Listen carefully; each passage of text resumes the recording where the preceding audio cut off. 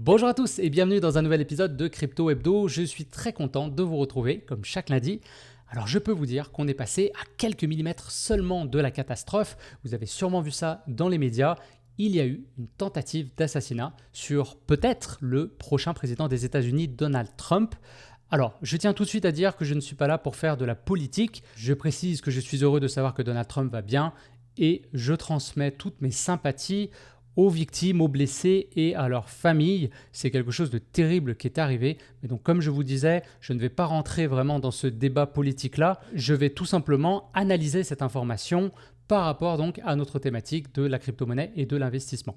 Donc, une chose est sûre, c'est que Donald Trump aujourd'hui est associé au mouvement de la crypto-monnaie. Il s'est dit déjà en faveur de Bitcoin, en tout cas bien plus que ses principaux rivaux politiques. Donc si la balle avait touché sa cible, je peux vous garantir que les marchés auraient très mal réagi et on aurait eu probablement une bougie rouge des enfers. Donc heureusement, Donald Trump va bien et les marchés du coup ont plutôt bien réagi. En fait, Donald Trump, qui était déjà en tête dans les sondages, a encore gagné en popularité et puis donc les marchés ont très bien réagi. On a réintégré le range de Bitcoin. Donc, on va regarder ça ensemble. On va voir aussi qu'on a clôturé au-dessus de la 200 EMA, donc la moyenne mobile exponentielle 200. Et ça, c'est quelque chose de très important. Donc, je vous le dis tout de suite, je suis re-rentré en position. Je pense que le bull run va repartir. Et ça, c'est une super bonne chose. On lance l'introduction et on regarde tout ça ensemble juste après. C'est parti!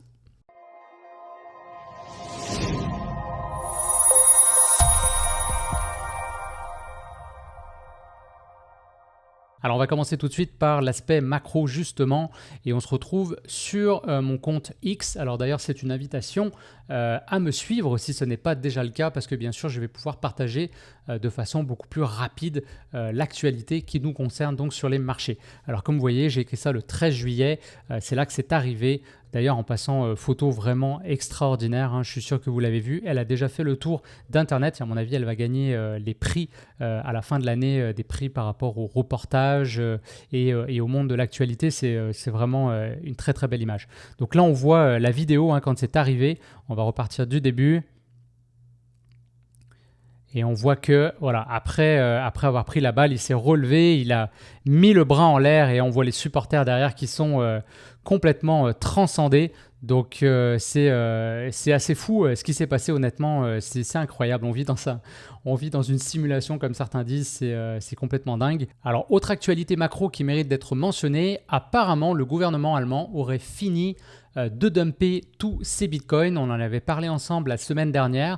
Donc c'est toujours une information à prendre avec des pincettes parce que je ne sais pas à quel point on peut vérifier ces choses-là. Mais en tout cas, il y a plusieurs comptes que je suis qui font de l'analyse on-chain qui semblent dire vraiment que le wallet du gouvernement allemand est maintenant vide. Donc la pression vendeuse, en tout cas de ce point-ci, serait terminée. Il reste Mongox. Ça devrait arriver aussi bientôt. Mais voilà, en tout cas au niveau macro, on va dire que c'est encore une bonne nouvelle puisque donc moins de pression vendeuse veut dire que le prix va pouvoir augmenter. Et puis ça veut dire aussi que les ETF ont fait leur job parce que la quantité de Bitcoin qui a été vendue, finalement le prix, oui, a baissé, et bien sûr, on en a parlé, mais pas non plus dans des proportions complètement dingues. Donc on sent vraiment l'effet ETF qui est là pour venir mettre un certain, on va dire, filet de sécurité sous le prix de Bitcoin. Donc en parlant de ça, on va aller voir le prix tout de suite. Alors voilà, on se retrouve sur le graphique de Bitcoin contre le dollar américain en weekly et on voit donc cette très belle semaine qui est arrivée. On va aller voir ensuite en journalier, mais on a effectivement réintégré le range. Donc on a eu une belle hausse de presque 9%. Donc on est descendu en début de semaine un tout petit peu plus bas et ensuite ça a été pas mal, juste une semaine assez directionnelle. Et d'ailleurs les altcoins aussi ont bien remonté, donc ça c'est intéressant. J'ai écrit ici, comme je vous avais dit la dernière fois, c'est intéressant de voir comment la psychologie change à chaque fois qu'on vient se rapprocher d'une des bornes du range. Donc là, quand on a cassé, c'était vraiment it's over. Et d'ailleurs, je reviendrai sur mes positions et sur ce que j'ai fait juste après. Mais en tout cas, au niveau de la psychologie, clairement, on voit que c'est la grosse peur. Et maintenant qu'on a réintégré, on voit déjà que le grid index est en train de revenir dans une zone neutre alors qu'on était descendu assez bas. En fait, pour vous donner un repère, on était descendu en termes de peur au même niveau que quand il y avait eu la faillite de FTX. Donc, c'est quand même très important. Et bien sûr, le prix du Bitcoin, lui, n'est pas au même endroit qu'il l'était à l'époque. Donc, on voit qu'on est toujours... ça, c'est la première chose à noter dans une structure de hausse à long terme, ça c'est certain. Je vous dirais long terme et moyen terme, mais simplement à court terme, on avait eu donc cet excès de peur et on était venu chercher toute la liquidité qui était ici. Donc là, la dernière fois que j'ai regardé les analyses on-chain, même chose, il n'y a plus beaucoup de liquidité à venir chercher ici. En vérité, maintenant, l'essentiel de la liquidité se trouve au-dessus du range puisque, eh bien, il y a plein de gens qui ont shorté le marché et donc maintenant, il y a de la liquidité à venir chercher ici. Je pense qu'il y aurait beaucoup plus de douleur à infliger si le Bitcoin part en ligne droite, pétait son ATH et finalement entame son bull run.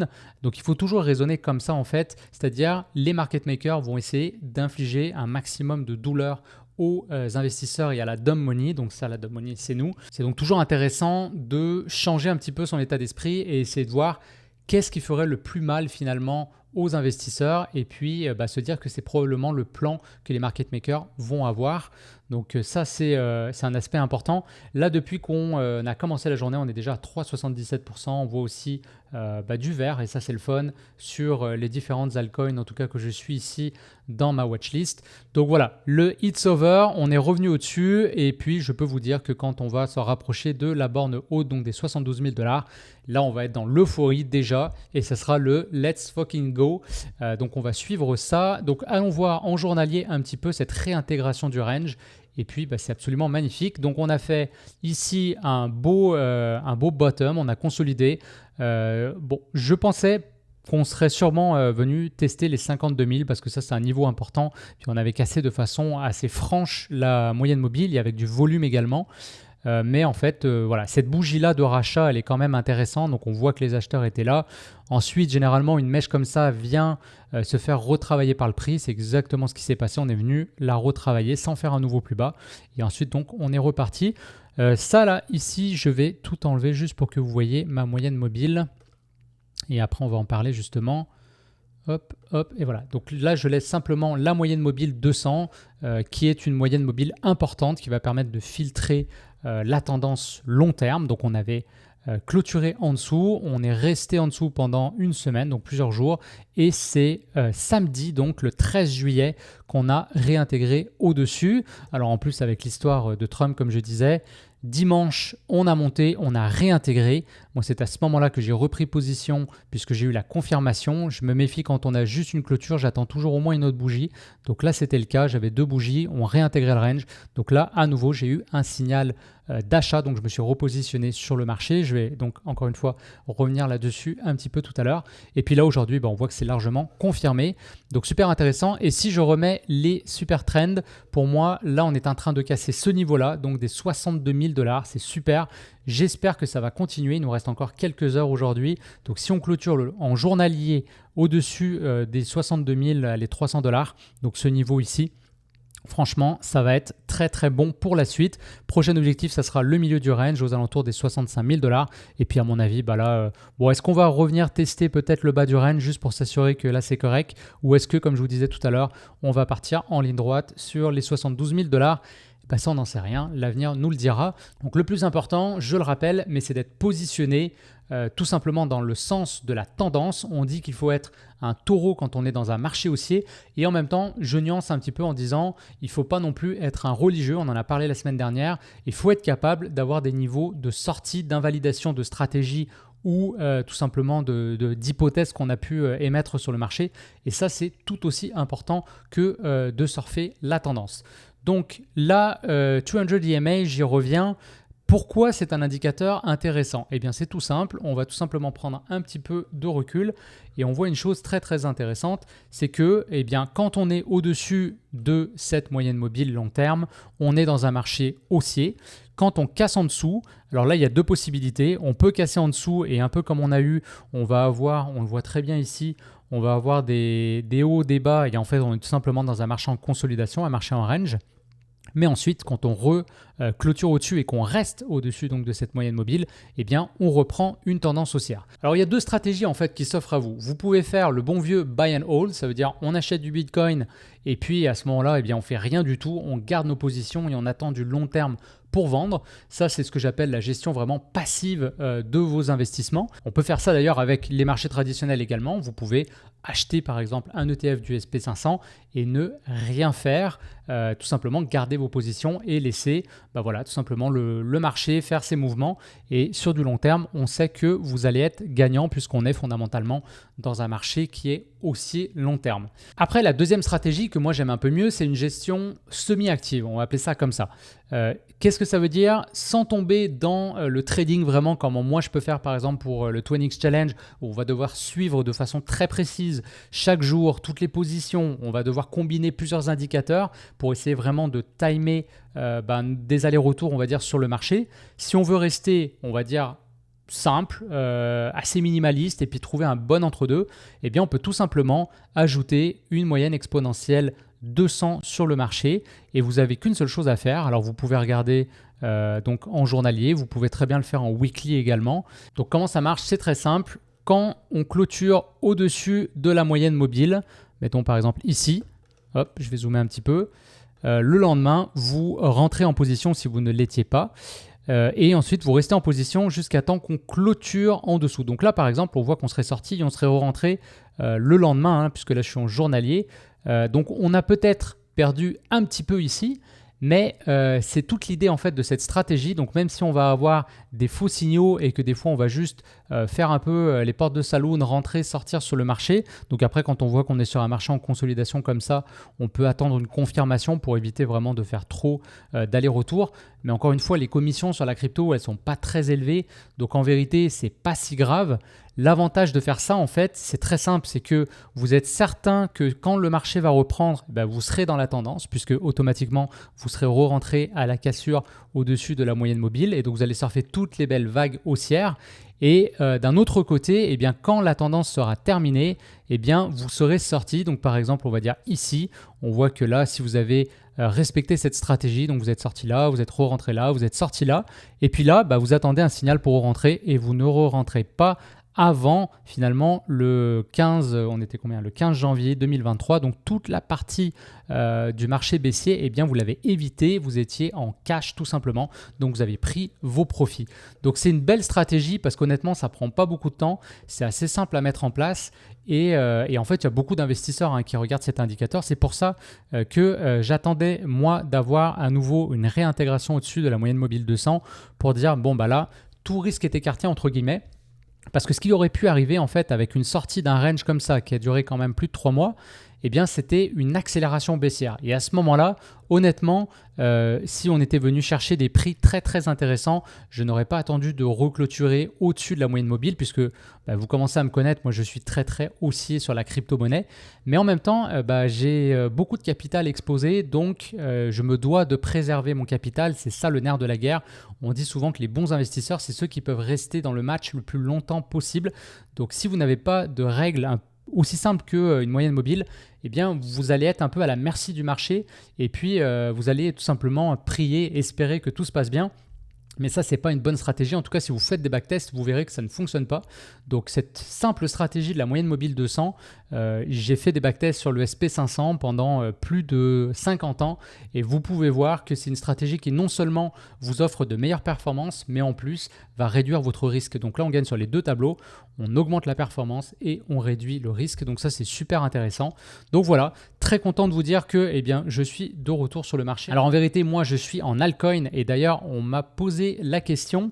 On m'a dit pourquoi tu parles tout le temps du Bitcoin alors que tout simplement tu es exposé seulement en altcoin. C'est très simple. Bitcoin, ça reste vraiment le roi de ce marché-là. Donc quand vous analysez un marché, vous pouvez prendre des positions sur les altcoins et simplement regarder le cours de votre altcoin préféré. Mais en même temps, si Bitcoin n'est pas d'accord et que Bitcoin part au sud, honnêtement, à quelques exceptions près, votre altcoin devrait suivre le mouvement. Donc c'est un peu ça. Et quand Bitcoin est vraiment dans un beau mouvement haussier, c'est là en vérité que les altcoins vont performer et vraiment qu'on va aller chercher des beaux multiplicateurs. Donc en résumé, c'est vraiment important de toujours garder un œil sur la crypto principale qui donc est Bitcoin, et puis on pourrait analyser aussi Ethereum, c'est ce que je fais, Ethereum, Solana, qui vont être les grosses altcoins qui elles vont nous donner un peu plus, on va dire, le pouls du marché des altcoins. Et en fait, dans la finance traditionnelle, c'est un peu la même chose. Quand vous achetez des actions, vous devez toujours vous assurer, par exemple, c'est des actions américaines, que le SP500 est bien orienté. Donc, on est plutôt dans une phase haussière du marché. Et de cette façon-là, vous savez que vous n'allez pas vous faire avoir, entre guillemets, que votre stop-loss vont déclencher simplement parce que le marché globalement repart en baisse. Et puis, même une action qui était bien positionnée, si le marché part en baisse, cette action, elle ne fera pas complètement exception et elle va, elle aussi, du coup, manger un coup. Ça arrive souvent, hein. On le voit des fois, les cryptos sont tellement bien positionnés. Là, je vous montre CAS en ce moment parce que moi, je suis sur CAS. Je trouve que c'est une crypto graphiquement qui est absolument magnifique. D'ailleurs, on voit qu'on est resté au-dessus de la moyenne mobile 200. Hein. On était venu la chercher, c'était plutôt au courant du mois d'avril. On a réintégré au-dessus. On est venu faire un petit pullback pile dessus. Et depuis, on est quasiment sur les ATH. Alors que Bitcoin est à 63 000. Kaspa est déjà quasiment donc de retour sur ses ATH. Donc ça, c'est vraiment un truc que je viens de vous révéler qui est très important. C'est de faire de l'analyse, on va dire, croisée entre les marchés et aussi entre les différents projets, que ce soit donc des projets classiques de la finance traditionnelle, des actions des entreprises ou des projets crypto. Ça va vraiment vous donner un léger avantage dans vos stratégies et ça va vous permettre d'aller chercher un maximum de gains. Donc voilà, je suis repositionné. Là, on voit Kaspa qui a l'air de repartir, super intéressant. J'ai pris également une position sur AKT. Aussi très bon projet qui a bien réagi pendant la baisse de Bitcoin. Alors là, on est toujours sous la moyenne mobile 200, mais on voit que les acheteurs étaient présents et ça m'a même permis de pouvoir racheter un petit peu en dessous, donc d'accumuler un petit peu plus de cette crypto-là. Et donc pourquoi j'ai du Kaspa et du AKT, c'est que c'est deux bons projets qui ne sont pas encore listés sur Binance et je pense que là, quand on va attaquer le bull run, à mon avis, les gros projets comme ceux-ci qui n'ont pas encore été listés, ça devrait plus trop tarder et je pense qu'on pourrait aller chercher des belles bougies comme on a déjà eu sur AKT avec des gros volumes et à ce moment-là, je vais pouvoir aller chercher, je l'espère en tout cas, des belles performances rapidement pour ensuite faire tourner mon cash et être capable de reprendre des positions sur d'autres cryptos avec des bons fondamentaux qui, à leur tour, vont montrer des configurations techniques importantes, mais qui ne seront pas encore parties. Donc ça aussi, je l'avais déjà dit, mais c'est toujours important d'essayer d'identifier quels sont les leaders en fait. Quels sont ces coins qui vont mener la danse, s'exposer dessus parce que ce sont les premiers qui vont performer et ensuite on peut récupérer notre mise, des gains et les investir dans d'autres projets qui ne sont pas encore partis. Et c'est comme ça en fait que vous allez faire les gros multiplicateurs. Au lieu de viser un x10 par exemple, vous faites un premier x2, un deuxième x2, un troisième x2, vous êtes déjà à x8, donc on n'est pas loin du x10. Et en fait, il est beaucoup plus facile de faire 3 fois x2 qu'une fois x10. Voilà, j'espère que c'est clair ce que je dis. Voilà, pas besoin de faire une vidéo plus longue, je pense que vous avez l'essentiel de l'actualité. Donc en résumé, on a pas mal de bonnes nouvelles au niveau macro. J'ajoute que les ETF Ethereum devraient commencer à trader dès cette semaine et ça aussi c'est une très bonne nouvelle. Au niveau technique, Bitcoin a réintégré son range. On a clôturé au-dessus de la moyenne mobile 200 exponentielle. Et ça, c'est un autre signal qui vient vraiment nous informer que le marché finalement est peut-être prêt à repartir vers le nord. Alors encore une fois, la consolidation pourrait se poursuivre tout le reste de l'été.